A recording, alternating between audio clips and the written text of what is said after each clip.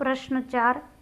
कहानी कला की दृष्टि से उसने कहा था कहानी की समीक्षा कीजिए, अथवा कहानी के तत्वों के आधार पर उसने कहा था कहानी का मूल्यांकन कीजिए, अथवा सिद्ध कीजिए कि कहानी कला या शिल्प विधान की दृष्टि से उसने कहा था हिंदी की पहली सर्वांग संपूर्ण और सफल कहानी है, अथवा उसने कहा था अपने परिभाष्य चरित्र कल्पना और परिणित में रोमांटिक होते हुए भी यथार्थता परंपरा का आरंभ है, चर्चा कीजिए। अथवा कहानी कला के सभी तत्वों का उसने कहा था कहानी में कुशलतापूर्वक समायोजन हुआ है, सार्थकता सिद्ध कीजिए। अथवा गुलेर जी की उसने कहा था अपने नितांत नवीन शिल्प, कलात्मक उत्कृष्टता और मानवीय तत्वों की गहन संवेदना के कारण अपने समय में और आज भी बेजोड़ है, सदोहरण समझाइए। जवाब। रूपरेखा। 1 पूर्व भूमिका। 2 कहानी कला के तत्व। 3 कहानी कला की दृष्टि से उसने कहा था। 4 उपसंहार। 1 पूर्व भूमिका। हिंदी कहानी साहित्य में श्री चंद्रधर शर्मा गुलेरी को उसने कहा था कहानी से अपूर्व कीर्ति ख्याति प्राप्त हुई है। गुलेर जी ने केवल 3 ही कहानियाँ लिखी है। 1 जीवन, 2 बुद्ध का कांटा और 3 उसने कहा था। इनमें उसने कहा था कहानी को सबसे अधिक लोकप्रियता मिली है। कहानी कला के सभी तत्वों और शिल्प विधान की सभी विशेषताओं का इसमें सुचारू ढंग से समायोजन हुआ है। सर्वप्रथम हम कहानी कला के तत्वों पर संक्षेप में विचार करेंगे। 2 कहानी कला के तत्व। कहानी कहना और लिखना एक कला है। जिस प्रकार चित्रकला, शिल्पकला, संगीत कला आदि कलाओं में निपुणता प्राप्त करने के लिए प्रतिभा, परिश्रम और अभ्यास की आवश्यकता होती है, उसी प्रकार कहानी कला में प्रवीणता प्राप्त करने के लिए भी विशेष कौशल्य भी आवश्यकता होती है। कुशल कहानीकार की कहानी में कहानी कला के सभी तत्वों का सहजता से समावेश हो जाता है। कहानी कला के मुख्य 6 तत्व होते हैं। 1 कथा वस्तु, 2 संवाद, 3 पात्र और चरित्र चित्रण, 4 देश, कला और वातावरण, 5 भाषा शैली तथा 6 उद्देश्य। ये सभी तत्व न्यूनाधिक रूप में कहानी में मिलते हैं। जिस तत्व की प्रधानता या अधिकता होती है उसके आधार पर कहानी का आकार प्रकार निश्चित होता है। कथा वस्तु की प्रधानता से हम कहानी को घटना प्रधान और पात्र तथा चरित्र की प्रधानता से चरित्र प्रधान कहानी मान सकते हैं। इन्हीं तत्वों को ध्यान में रखकर हम किसी भी कहानी की समीक्षा या आलोचना कर सकते हैं। उसने कहा था कहानी की समीक्षा इन्हीं तत्वों के आधार पर हम यहाँ कर रहे हैं। 3 कहानी कला की दृष्टि से उसने कहा था कहानी सबसे पहले जून 1915 में सरस्वती पत्रिका में प्रकाशित हुई थी। कहानी कला के सभी प्रमुख तत्वों का इसमें सुंदर सम्मिश्रण हुआ है। इन तत्वों के कारण इसकी लोकप्रियता त्यों की त्यों बनी हुई है। इन तत्वों के आधार पर उसने कहा था कहानी का मूल्यांकन इस प्रकार किया जा सकता है। 1 कथा वस्तु। कथा वस्तु कहानी का आधारभूत तत्व है। उसने कहा था कहानी की कथा वस्तु काल्पनिक है। इसमें कहानीकार ने अपनी कल्पना शक्ति के आधार पर भारत और जर्मन सेना के बीच हुए युद्ध का सजीव वर्णन किया है। कथा वस्तु का केंद्र बिंदु नंबर 77 सिख राइफल जमादार लहना सिंह है। यही इस कहानी का केंद्रीय पात्र है। कथा वस्तु का आरंभ लहना सिंह के बचपन की एक प्रेमपूर्ण घटना से, विकास युद्ध के वर्णन से और अंत लहना सिंह के बलिदान से होता है। शत्रु सेना का अदम्य साहस और शौर्य से सामना करते करते लहना सिंह घायल हो जाता है और वह साफा बांधकर अपने गांव को छिपा लेता है। तब कहानी की कथा वस्तु अपनी चरम सीमा पर पहुंच जाती है। इस प्रकार कहानी की कथा वस्तु रोचक एवं रसपूर्ण है। कहानीकार ने इसे सजीव संवादों तथा भावमयी भाषा शैली द्वारा स्वाभाविक बना दिया है।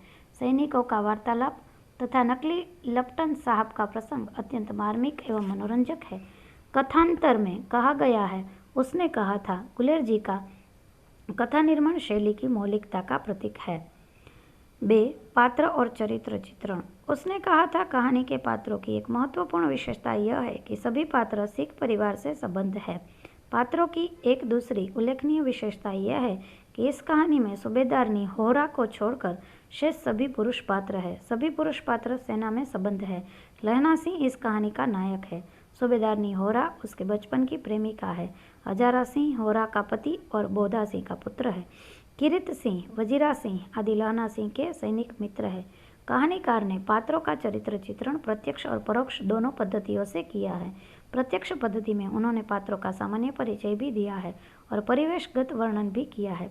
परोक्ष पद्धति में पात्रों के संवाद, हावभाव आदि वर्णित है। अन्य पात्रों की अपेक्षा कहानीकार ने लानासी के चरित्र चित्रण पर विशेष ध्यान दिया है। उदाहरण के लिए, एक दूसरे तीसरे दिन सब्जी वाले के यहाँ या दूध वाले के यहाँ अकस्मात दोनों मिल जाते हैं। महीना भर यही हाल रहा। बे हुक्म तो यह है कि ऐसी तैसी हुक्म की मेरा हुक्म है। में लप्टन ने दोनों ही पद्धतियों से पात्रों का चरित्र चित्रण किया है और लहनासी के चरित्र चित्रण पर उन्होंने विशेष ध्यान दिया है। 3. संवाद या कथोपकथन। उसने कहा था कहानी की संवाद योजना अत्यंत मधुर, मोहक और मार्मिक है। कहानी के आरंभ में दो बाल प्रेमियों के बीच जो संवाद होता है वह हृदयस्पर्शी है। देखिए, तेरा घर कहाँ है? मगरे में। और तेरे मांझे में यहाँ कहाँ रहती है? अतर सिंह की बैठक में, वे मेरे मामा होते हैं। यह परिचयात्मक संवाद है। प्रश्नोत्तर शैली के कारण यह पाठकों की जिज्ञासा को संतुष्ट करता है। अब युद्धभूमि से संबंध एक संवाद लीजिए। कौन? वजीरासी। हाँ, क्यों लहना? क्या कयामत आ गई? जरा तो आंख लगने दी होती। होश में आओ, कयामत आई है और लप्टन साहब की वर्दी पहनकर आई है। क्या यह रहस्यात्मक संवाद है? इससे पाठकों के मन में उत्कंठा पैदा होती है। 4. देशकाल और वातावरण। उसने कहा था कहानी का आरंभ देशकाल और वातावरण के चित्रण से ही हुआ है। देश का अर्थ स्थान और काल का अर्थ समय होता है। लेखक ने आरंभ में अमृतसर के इक्के गाड़ी वालों की बोलियों का परिचय दिया है। इसी प्रकार लहना सिंह के शब्दों में लेखक ने लड़ाई के वातावरण का चित्रण इस प्रकार किया है। राम राम, यह भी कोई लड़ाई है? दिन रात खंदकों में बैठे अड़िया अकड़ गई। लुधियाना से 10 गुना जाड़ा और मेह और बर्फ ऊपर से पिरलियों तक कीचड़ घसे हुए हैं। ये दोनों भिन्न भिन्न देश काल और वातावरण से संबंध है। देश और काल के बीच लंबा अंतराल आ गया है, किंतु प्रभाव की एकता की दृष्टि से कहानी अत्यंत सजीव बन गई है। कथांतर में उपर्युक्त तत्वों के संदर्भ में कहा गया है कि उसने कहा था अपने परिभाष्य, चरित्र कल्पना और परिणित में रोमांटिक होते हुए भी यथार्थवादी परंपरा का आरंभ है। 5. भाषा शैली। उसने कहा था कहानी की भाषा शैली में पर्याप्त वैविध्य है। लेखक ने पात्रों के चरित्र चित्रण और प्रसंगों के वर्णन में खड़ी बोली हिंदी का प्रयोग किया है, परंतु संवादों में हिंदी अन्य बोलियों का भी प्रयोग किया है। कहानी के आरंभ में इक्के वाले की बोलियों का परिचय लेखक ने इस प्रकार दिया है। बच्चों, खालसा जी, हटो भाई जी, ठहरना भाई, आने दो लाला जी इत्यादि। इन बोलियों के अतिरिक्त रेजिमेंट, क्वार्टर, राइफल्स आदि अंग्रेजी शब्दों तथा कयामत, कसम, तख्ता आदि उर्दू शब्दों का प्रयोग भी लेखक ने किया है। विदेशी भाषाओं के शब्दों के साथ साथ लेखक ने मधुर मुहावरों का भी प्रयोग किया है, जैसे बड़े अफसर दूर ही सोचते हैं, उसका माथा ठनका, क्या कयामत आ गई इत्यादि। शैली की दृष्टि से इस कहानी के आरंभ में वर्णन शैली, बीच में विश्लेषण शैली, व्यंग्य शैली तथा अंत में पूर्वदीप्त शैली का सुंदर प्रयोग किया गया है। इस संबंध में डॉक्टर वचन सिंह का यह मंतव्य मननीय है। नाटकीयता, स्थानिक रंग, रंगीन सेटिंग, जीवंत वर्णन, फ्लैशबैक, स्वप्न आदि की कहानी में समाविष्ट करने का पहला श्रेय उन्हीं को मिलता है। 6. उद्देश्य। कहानी कला का अंतिम तत्व उद्देश्य है। कुछ कहानियों में उद्देश्य की प्रधानता होती है। उसने कहा था उद्देश्य प्रधान अथवा सदृश्य कहानी है। इसमें कहानीकार का मुख्य उद्देश्य लहनासी का चित्रण करते हुए प्रेम और बलिदान तथा स्वदेश भक्ति की भावना का महत्व प्रतिपादित करना है। इस कहानी में आरंभ से अंत तक लहनासी हमारे सामने रहते हैं। आरंभ में वह एक निर्दोष बालक के रूप में अपनी बाल प्रेयसी से मिलता है, उसकी कुड़माई के विषय में प्रश्न करता है और कुड़माई होने के समाचार से निराश और उन्मत्त हो जाता है। मध्य में वही लहनासी भारतीय सेना क्रमांक नंबर 77 राइफल में जमादार होकर हमारे सामने आता है। युद्धभूमि जाते समय अपनी बाल प्रेयसी सूबेदारनी होरा के पति तथा पुत्र को बचाता है।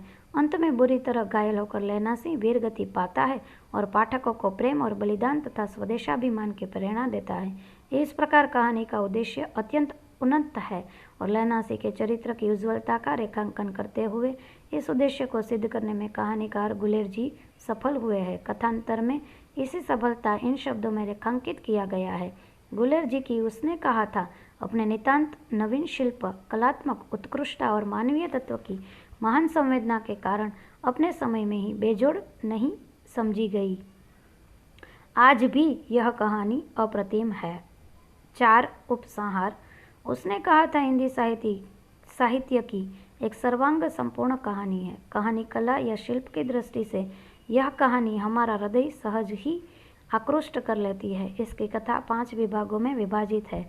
कथा वस्तु का आरंभ अमृतसर से इक्केवालों की मधुर बोलियों से, विकास युद्ध के वर्णन से और अंत नायक की मृत्यु से होता है। इस दृष्टि यह करुणांतक कहानी है होते हुए भी हमारे मन पर नायक के वीरत्व और आत्म बलिदान की अमिट छाप छोड़ जाती है। पात्र अधिक नहीं है, स्त्री पात्र तो एक ही है, फिर भी वह प्रभावशील है। संवाद संक्षिप्त, सुदीर्घ और चोटदार है। देश काल वातावरण की दृष्टि से यह कहानी हमारे मन में रोमांच खड़ा कर देती है। युद्धभूमि के दृश्य सजीव है, भाषा शैली में नावीन्य है।